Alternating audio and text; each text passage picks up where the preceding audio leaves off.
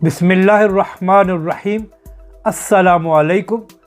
आप देख रहे हैं यूट्यूब चैनल आम सी बातें। नवाज़ शरीफ साहब जो 3 दफ़ा के वज़ीर आज़म रहे हैं, हुकूमत बरतानिया ने उनके वीज़ा एक्सटेंशन की दरख्वास्त को मुस्तरद कर दिया है। तो क्या अब नवाज़ शरीफ साहब चंद दिनों में वापस आ जाएंगे? इसके अलावा तहरीक लब्बैक के लिए कल एक और अहम दिन है।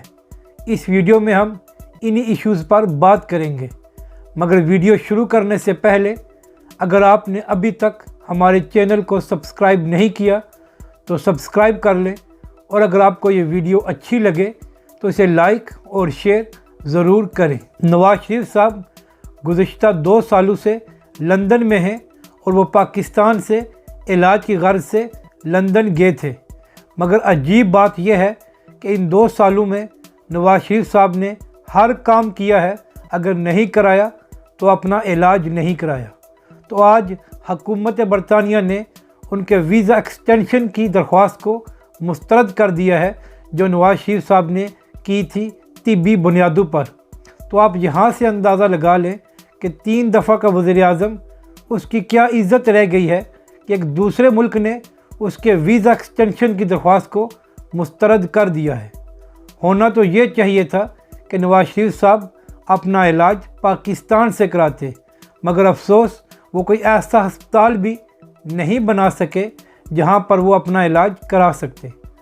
अब अहम बात यह है कि क्या नवाज़ शरीफ साहब चंद दिनों में वापस आ जाएंगे या उनके पास कुछ और भी ऑप्शन हैं। तो कानूनी माहिरीन के मुताबिक नवाज़ शरीफ साहब के पास 3 ऑप्शन हैं।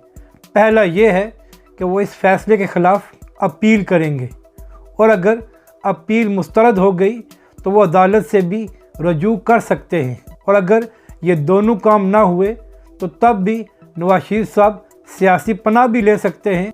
और आखिरी ऑप्शन ये है कि मजबूरन नवाज़ शरीफ साहब को वापस आना पड़ेगा, मगर अपील और अदालत से रजू करने को तकरीबन 1.5 से 2 साल लग सकते हैं।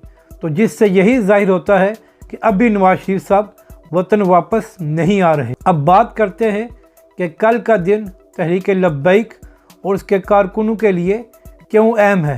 तो कल एक बार फिर TLP के सरबराह हाफिज़ साद हुसैन रिजवी की लाहौर हाई कोर्ट में समाअत है, जो नज़रबंदी के ख़िलाफ़ उनके वकला ने दरख्वास्त दायर की हुई है।